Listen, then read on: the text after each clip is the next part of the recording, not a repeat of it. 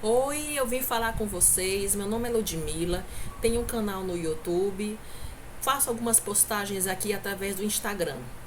Então, além de ser professora, eu sou dentista especializada em gestão em saúde pelo Hospital Albert Einstein.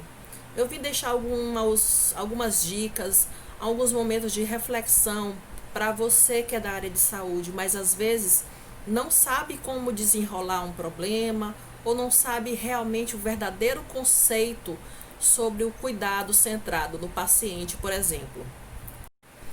Então, a partir de alguns temas que eu posto, vocês encontram sobre o SUS, sobre gestão de risco, sobre fluxo de pacientes.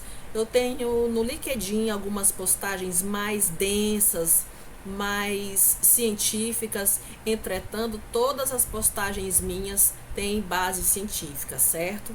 Então, para nosso início de papo, eu vou abordar algum tema acerca da experiência do paciente. Seja esse paciente de consultório odontológico, de clínicas, ambulatórios, satisfação do paciente, como você vai mensurar isso aí? Será que no seu consultório, no seu modo de trabalho, você tem como mensurar, como avaliar isso aí? Sobre satisfação do paciente, vocês podem ter um canal para que ele fale espontaneamente sobre o serviço que lhe foi dispensado, ou vocês podem fazer um tipo de avaliação, sabe, o saque, para isso que ele serve. Essa, esse jeito de pensar tem que ser reavaliado.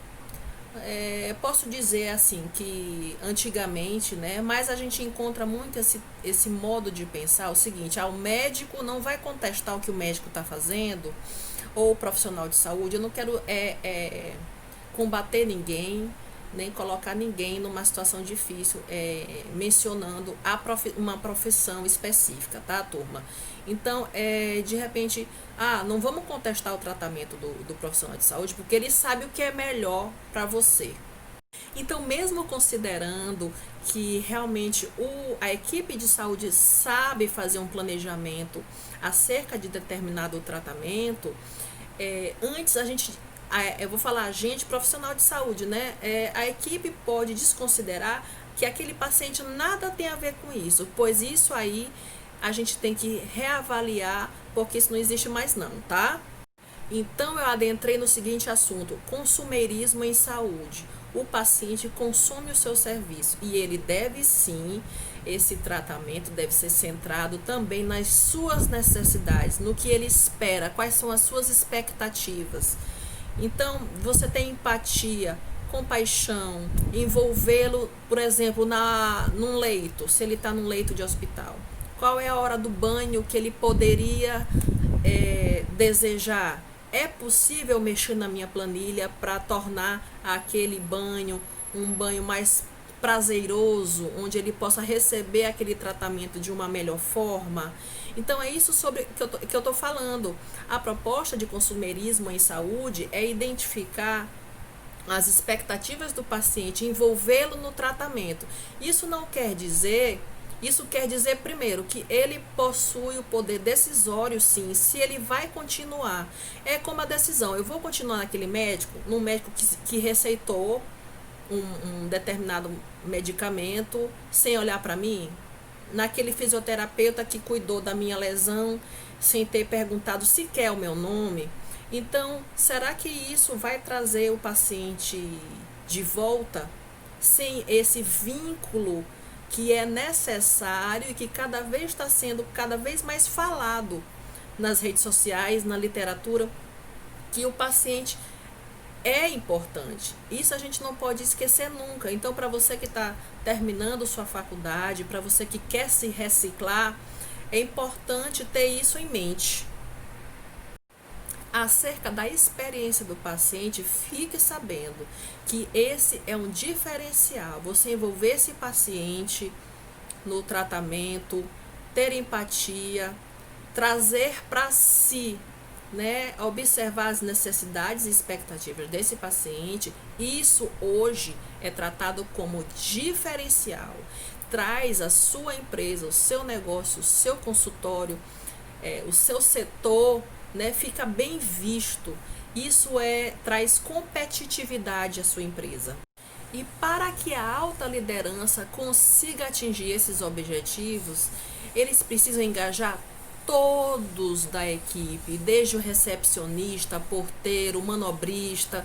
Então, essas pessoas têm que saber que fazem parte do processo, se sentir importante nesse processo todo, para que eles possam todos atingir as metas. Né? A experiência do paciente, existem várias definições. Vamos saber um pouco? Então, para envolver a equipe nesse processo, ela precisa se sentir importante, desde o recepcionista, o manobrista, a pessoa que abre a porta, tá, do consultório, do hospital, todos têm que se sentir importantes. Agora, a alta liderança, cabe a ela resolver como é que isso vai se dar, mas é importante. Impera aí fazer com que a alta liderança toque os corações. Eu falo muito isso. Então, o tratamento humanizado, que eu não gosto de usar muito esse termo, porque afinal nós somos humanos, mas já que existe esse termo sobre tratamento humanizado, eu diria foco no cliente. Então, todos, desde a recepção até a alta liderança, tem que fazer esse engajamento para que isso ocorra. Ocorra o quê? Há uma experiência positiva a respeito deste paciente dentro da assistência à saúde.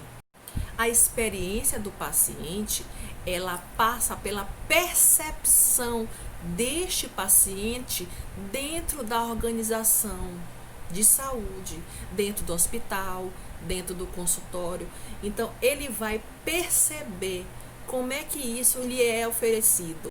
Todas as interações que se passam dentro da organização de saúde são importantes. É isso que vai gerar essa percepção do paciente, entenderam?